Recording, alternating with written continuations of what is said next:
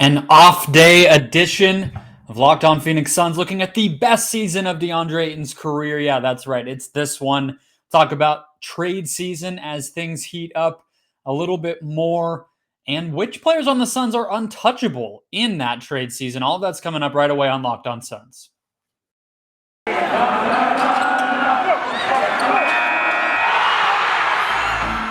are Locked On Suns, your daily Phoenix Suns podcast. Part of the Locked On Podcast Network, your team every day.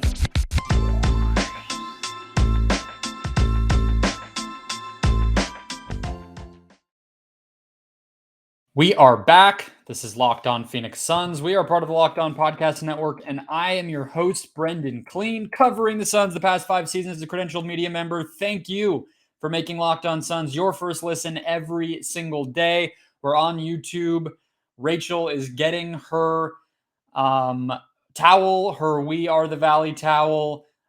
We have another one at 750 YouTube subscribers. We will have another one, not a towel though, the great Kelly Oubre at 1,000 subscribers. So thank you guys for the support over there. We are also, of course, on every audio platform, Spotify, Google, Apple, whichever one you use, we are there. That's the best way to support the show, which means you're already doing the best thing you can do to support the show by being here and joining me today. You can follow us at Locked On PHX Suns on Twitter if you do not already, or me on Twitter at Brendon Kleen 14. That's the best way to keep up with each and every show. We'll hang out during games. I tweet because I'm a crazy person during every single game, so that will be over there. And that's what we do. And that's what we will do again today. So thank you again for making Locked On Suns your first listen. Today's show is brought to you by TrueBill, the new app that saves you money by helping you identify and stop paying for the subscriptions that you don't want or need. TrueBill can even negotiate better deals on the ones you want to keep. Coming off of Deandre Ayton's incredible game in an overtime win in Portland, 28 points, 13 rebounds, and maybe the most impressive stat of all of those is the 45 minutes. To reiterate, this is a guy who Jared Greenberg during the TNT broadcast reported lost 10 pounds due to his struggle dealing with the flu while he was out. It was just listed as a non-COVID illness, but he did miss quite a bit of time with it.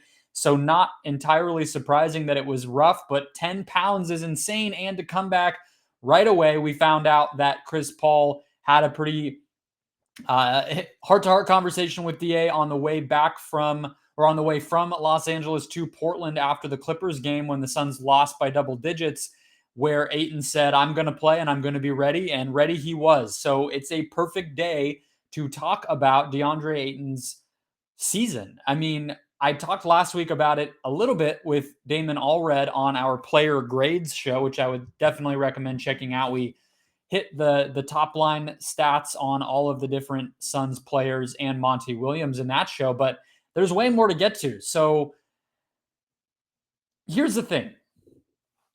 With Deandre Ayton. I'll say again that him breaking out and him being the guy that takes a little bit of a leap in terms of responsibility and productivity this season is a big surprise to me. I definitely would have said it would be Mikal Bridges. I definitely would have even said we might see more of a jump from Cameron Johnson. You could have convinced me. I might have put Ayton third in my who's going to break out on the Suns power rankings heading into the season, truly. Not because of anything that I thought about Ayton, though obviously you guys know that I do have my struggles with buying in on him all the way. He's convincing me every single day, though, so don't worry. I'm converting to the Church of DA slowly but surely. It wasn't even about that, though. It was about, well, I just think that in the NBA, perimeter talent wins out. And if you have a guy like Bridges or even like Johnson who can push defenses at all 3 levels as a scorer, that's always going to be more valuable. And I just thought, those guys breaking out was more likely. I thought Devin Booker taking another step was going to happen. That has happened. I just didn't feel like there was necessarily more room for Ayton to grow with what we know about him as a player and what we knew of the role that he was going to be asked to fill. I just didn't know how much room there was. The difference between where he was and where this team was going to let him be just by how they play on offense, I didn't think there was that much space there. There is, and he has filled it this season. Not only is he bouncing back to pre-Chris Paul trade levels in terms of usage, his usage is back up where it was during his first couple of seasons, as opposed to the low 16% that it was last season, which was in the bottom half among NBA big men. But he is also producing at a higher level with that. So it's not just that he's getting those opportunities and being quote unquote fed like many like to want him to be. It's that he's actually doing something when he gets the ball and when he does get those opportunities. More to the point, a couple of things that we're seeing, because last night was an encapsulation of all of it. I said it last night. I still think it. That was the most Amari Stoudemire game we've ever seen. It also reminded me a little bit of Blake Griffin. And I think that's probably coming from the amount of the repetition we saw between the Paul and Griffin pick and roll over the years, and the way that Ayton is diversifying what he's able to do, because there is a ceiling for him with some of the skills that he's flashed that are good. I mean, I don't know if he'll be Stoudemire as a scorer. That's a really high bar, but certainly a more versatile offensive player is within his path, which is why the Blake thing came to mind. And here's what I mean. We saw Ayton last night do all three of the things that a big man kind of can do in the pick and roll as the catcher, the screen and catcher in those situations. You can score by just laying it up or dunking it, and that's the easiest way. You can score in that intermediate area by putting the ball on the floor, maybe getting to a little bit of a tougher shot, or you can create an opportunity for your teammates. We saw Ayton do all three, and he's been doing all three all year long. Last night was just the biggest, baddest version of it that we have seen. His assist rate is up from last year.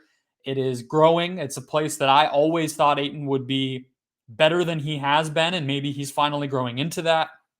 His assist rate, mind you, is still far lower than it was his first two seasons when he had the ball in his hands a lot more, but it's definitely also higher than last year when he hardly ever did.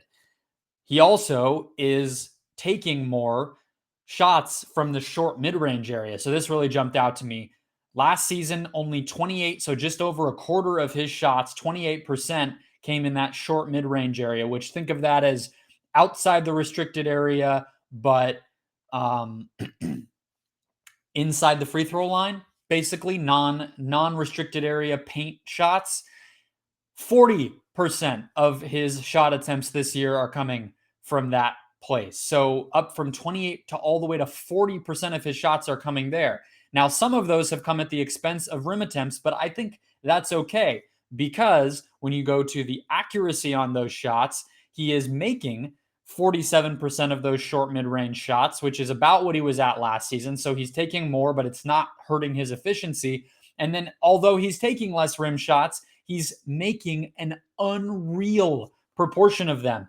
I was highlighting this last week with Damon when we did our grades. It's even higher than it was then. I believe it was at 80% or 81% when we talked last week. It's actually up to 82% this season. That puts him in the top 3% of all NBA big men, higher than Rudy Gobert has ever finished for a full season, higher than Rudy Gobert is finishing this season, which is actually his best season. So honestly, genuinely an unprecedented type of efficiency inside for Deandre Ayton, and we're seeing that impact everywhere. I mean, the defense to me has been about the same. I would say the main area where I've seen the defense grow, maybe you could say just in terms of processing information and executing different schemes. We saw that last night as well, going from the drop to the blitz to defending at the level, getting a hand in Damian Lillard's face, but not quite blitzing. All those different things, Ayton's able to cycle through those and execute them at a high level better than he used to be. But the offense is just coming along so well, and it's becoming more consistent. It's becoming more powerful and forceful, like we have always wanted to see. And it's a sight to behold. And I was dead wrong. I was dead wrong that he would be the guy to continue to have to sacrifice. I do think he's showing us there's something, a meal to be eaten for him as well. And I'm excited to continue to watch it. That brings us to an interesting idea here, because trade season is officially open. well, I guess it's unofficially open here on December 15th when I'm recording this, now that most of the NBA's players can be dealt. And it brings me to the idea of this team gelling and coalescing and bringing the best out of its individual pieces. Who do you deal? Who can you actually trade and feel comfortable with as we do head into what is bound to be a pretty busy trade season for the NBA? What can the Suns actually look at here and be comfortable dealing? We'll talk about all that in just a second. First, though, you've been hearing me tell you about PrizePicks for months. Have you signed up yet? PrizePicks is daily fantasy made easy. If you've not checked it out, you're missing out. You're going to love this app for NBA and mixed spots pick'ems. The Christmas Day games are going to be off the charts, not only in the NBA, but in the NFL. Cardinals Colts highlighting that day.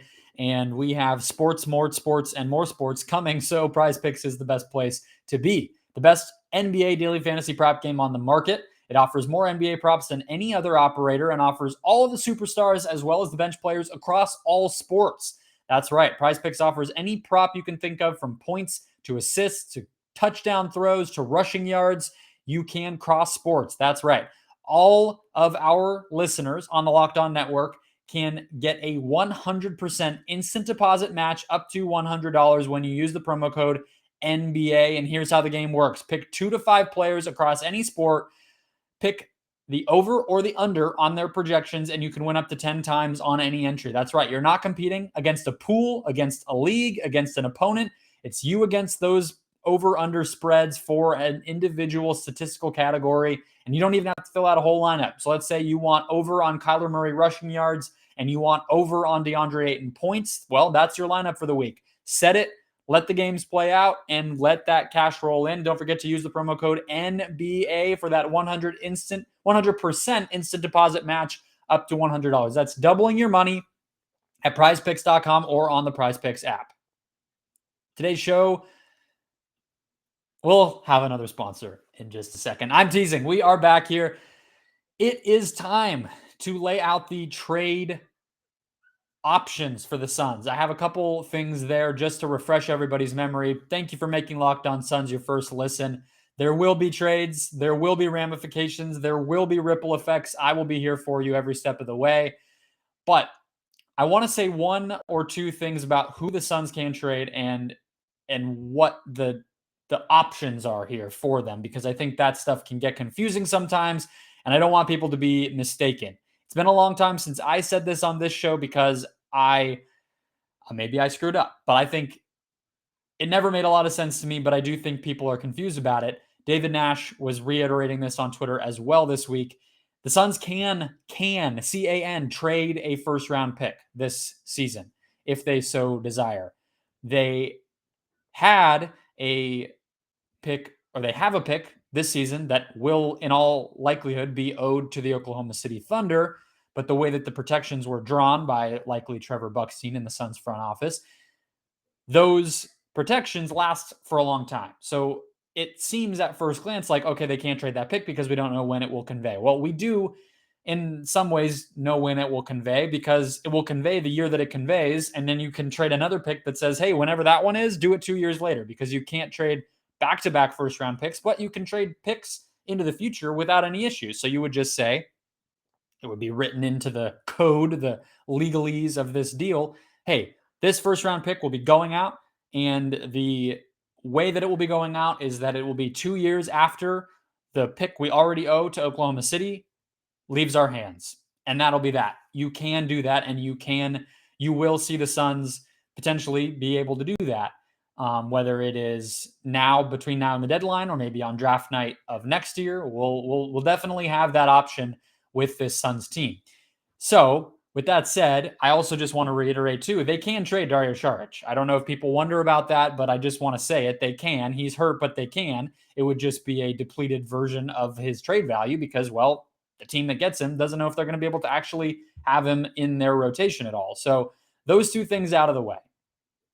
What I wanted to get to is, who do you actually want to or feel comfortable trading if you're the Suns? And I would love to hear your guys' feedback as well. Put them in the comments below. Let me know on Twitter. Let me know wherever you want. But the way I see it is Cam Johnson, Jay Crowder, these are two guys who I think heading into the season, and just because of the nature of them both being very valuable players, I think it was easy to toss them into our trade machine experimentation or talk about them as guys who were chips that the Suns could use. I'm already like hating myself for using that type of language. James Jones would never, he would never allow me to use that type of talk around him, but he's not listening, so that's all right. Those guys were those types of players, though, right? They were players that we thought could be dealt. Where I'm going with this is I don't feel like you can do that anymore. And the reason that I say that, understanding that Cameron Johnson is going to be eligible for an extension next offseason, the clock will begin to tick on him.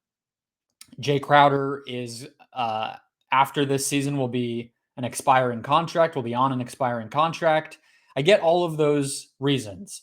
But as a continuation of what I was saying about Deandre Ayton and the way that he is finding ways to affect the game in the same ways as he previously did, but just doing so at a higher level and with a little bit more versatility. That's true. That's possible because this team fits together and plays better than the sum of its parts so incredibly well.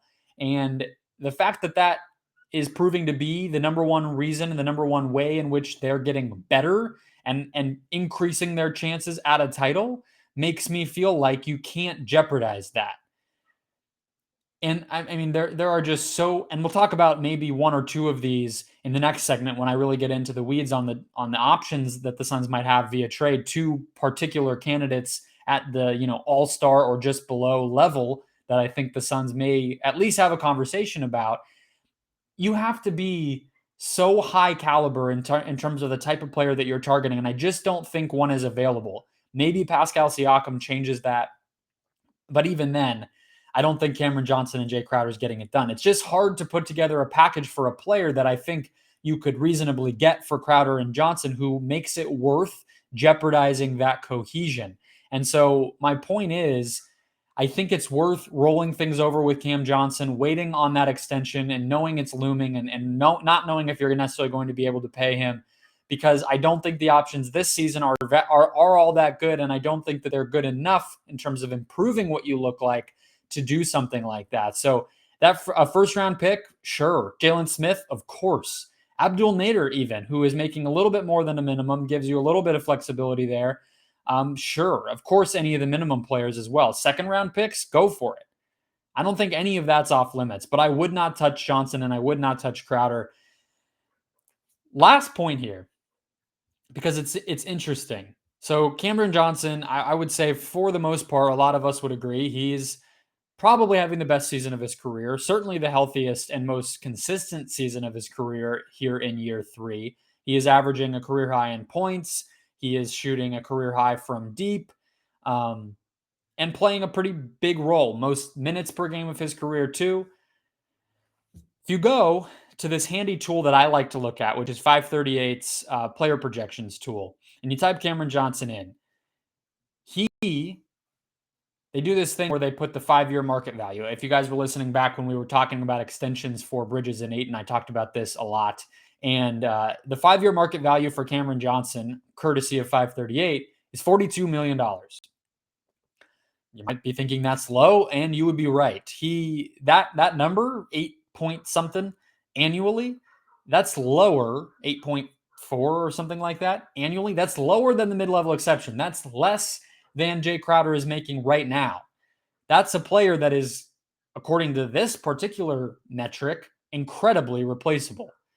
Now, there's a pretty big gap between the bottom and the top. Of course, he could hit higher than that. I'm not saying that is what he's going to be, but I also think the fact that he's 24 weighs against him when metrics like these are trying to grade what he might be. They also have the 10 most comparable players. And what's funny to me is number 1 is James Jones. 2006 James Jones is the number 1 comparison that 538 is making. Some other options, maybe a little bit more recent to jog your memory here. Davis Bertans, 2018. That's like the first year he really broke out. I think it's actually Marcus Morris. which is a good one. I think that would be a nice outcome for Cam Johnson. He's a much better shooter in terms of volume and versatility on that shot. But if he became Marcus Morris, great. However, this is Celtics Marcus Morris, I think, is what it's comparing him to, not the current version on the Clippers, but still a pretty great player. Darrell Wright, the early Warriors, early Steph Curry Warriors, Darrell Wright, but these are all very much three-point specialists. These numbers don't think that he is expanding his game quickly enough to really project that it's going to be all that versatile. So that in mind as well, I guess I just want to hold out because I think there's more to Cameron Johnson's game, but the reality is the numbers don't necessarily bear that out. So unless you're finding a team that really buys into his continued growth, you're probably selling low on Cam Johnson, which means you're not going to get what you necessarily want to get by trading him anyway. Kind of like I was saying, I don't think a Pascal Siakam or an all-star like that, I don't think Cameron Johnson's enough. So if he's not enough to get you the superstar and he's good enough that you want to keep him in place and keep seeing what you have, well, I don't really think there's a trade there anyway. So that's kind of the place that I'm coming from on those two guys, Crowder and Johnson. But that brings us to the other side of a potential deal, who the Suns might target and whether they will get in on two current all-stars who are in the news. I'll talk about that in just 1 second. First, though, quick word from TrueBill. Another quick word from TrueBill. And you know what they do. They save you from corporate scams. That's the gist of it. That's the most important part. Don't let those greedy corporations pocket your money by letting those free, quote unquote, free trials renew without your consent. Download TrueBill to take control of your subscriptions. TrueBill is a new app that helps you identify and stop paying for subscriptions that you don't need, want, or maybe just forgot about. People on average save up to $720 per year with TrueBill, and it's pretty easy. TrueBill makes it incredibly simple to cancel those subscriptions. Just link your account. TrueBill will cancel the unwanted subscriptions in one tap, and your TrueBill concierge will also peruse your subscriptions when you aren't even logged in, just to let you know, hey, you might not be using this one, and it will ask you if you want to cancel it anyway. TrueBill has over 2 million users and helped save them over $100 million already, so don't fall for subscription scams. Start canceling today at TrueBill.com/LockedOnNBA. That's all one word. Go right now, TrueBill.com/LockedOnNBA. That's TrueBill.com/LockedOnNBA. This week, of course, the reason we're talking about it here has been dominated by talk of NBA trades. Want to talk about two guys in particular at the forward position who are likely to be available and who are likely to catch the attention of Suns fans. Thank you for making Locked On Suns your first listen every single morning. YouTube, Spotify, Apple, wherever you are, we are there too. Check us out. Subscribe so you don't miss a thing. That's the best way to support the show. So thank you to those of you who already do. And for those of you who don't, hit that subscribe button. It definitely helps us out a lot. The two players that I'm talking about, as you probably could surmise already, Jerami Grant and Domantas Sabonis. So I feel very differently about these two players because they're very different players. So let's start with Sabonis. The news on him came out first, and I recommend in general the Open Floor Pod over at Sports Illustrated. Michael Pina is one of the best at this and a great host over there. He brought up the idea of Domantas Sabonis with the Suns. He said it would potentially propel them to championship favorites status. And I'm not sure I can get there with Michael. However, I do think it's interesting and it's worth talking about because I think the obvious reason to make the case for just being interested in Sabonis, before we ever would get to an actual deal, is he fits how the Suns want to play on offense really, really well. He's a player who can shoot the three, but isn't really necessarily best doing that. I mean, he's just a sort of an awesome Dario Saric, right? I mean, he's a better rebounder, I think, than Saric. He is a better post scorer than Saric, and he's, pretty great at the same things that Saric is pretty great at in terms of passing, having that ability to work in space, having the two-man game ability in the pick and roll, that stuff. So that's the obvious reason. The obvious against him, though, is that his defense is not very good, and he's more of a center than he is a four. He's already been in a system with Miles Turner where they didn't really work together because there just wasn't always enough space. They didn't really complement each other, and things got uncomfortable. That's why they're in the position that they're in of wanting to maybe blow things up a little bit. So that brings me down to the likely no side. And that's because of the defense.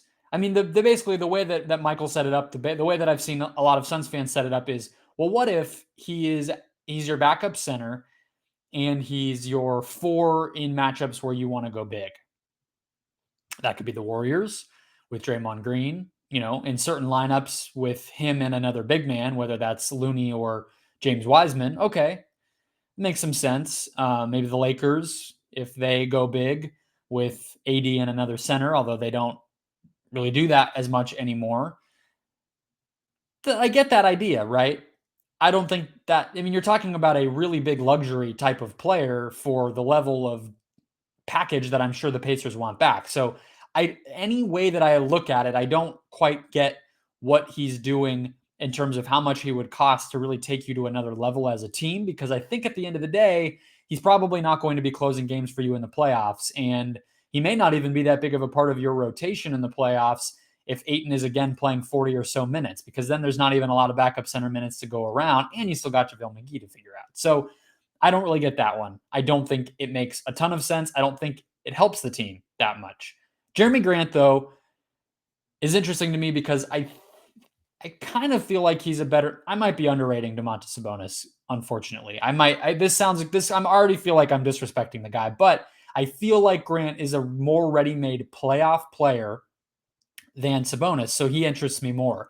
He also fits more of a position of need and a style of need for the Suns for obvious reasons. He would be a guy who could easily slide into that Torrey Craig rotation spot. He could take Abdul Nader's minutes. He could take Frank Kaminsky's minutes. He could take every forward minute that doesn't belong to Johnson, Bridges, and Crowder and eat them all up. And he probably would even take some of those guys' minutes because he's that good.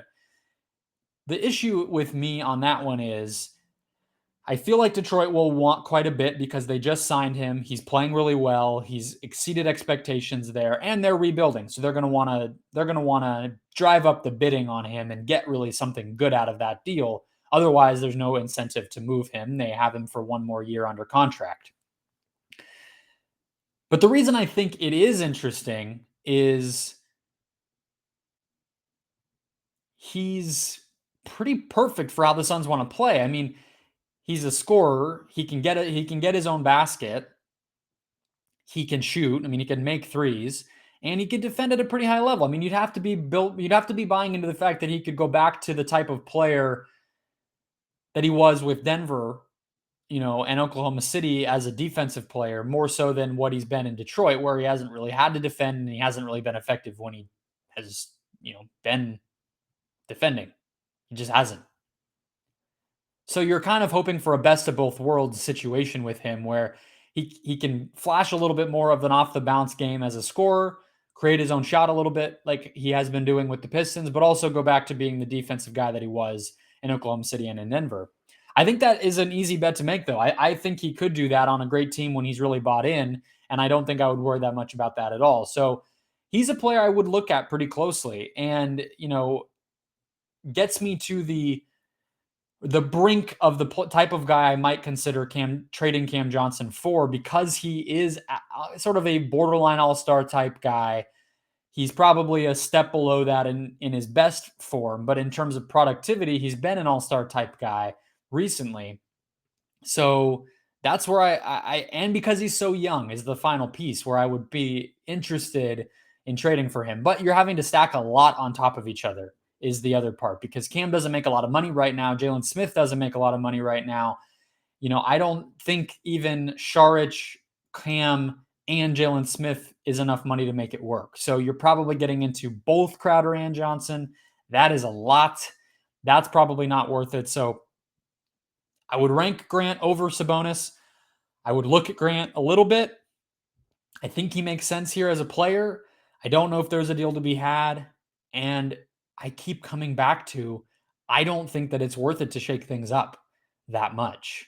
If you can get Thaddeus Young or Daniel House or a player like that with Jalen Smith, you've already obviously decided you're not going to invest in Jalen Smith anymore. So if you can turn that player into something else that's going to be more helpful, who you might be more committed to playing and developing and investing in, then by all means, that makes sense to me. But otherwise, I think it's just buyout. I think you're making a trade for Jalen Smith. You're looking at the buyout market, and unless something incredible comes along where you can upgrade your roster at a value that makes sense and a player who you want to actually have and not maybe just have as a rental, I don't think we're going to see the Suns do anything dramatic. Maybe that makes a ton of sense to you guys because that's how I've seen it for a long time. But I wanted to at least do some due diligence in terms of considering turning over every rock and actually thinking through all of that. So thank you for going through that exercise with me. Hopefully that sets off trade season well for you guys. We'll be closing out the week tomorrow with a recap of the Washington Wizards game. I will be there. So I will be coming home and recording right away to give you every single thought that I have about what happens when the Wizards take on the Suns. We'll see how COVID affects that game. We'll see how COVID affects the whole NBA, and hopefully it doesn't hurt the Suns too badly. That's the plan. Talk to you then. Enjoy the game.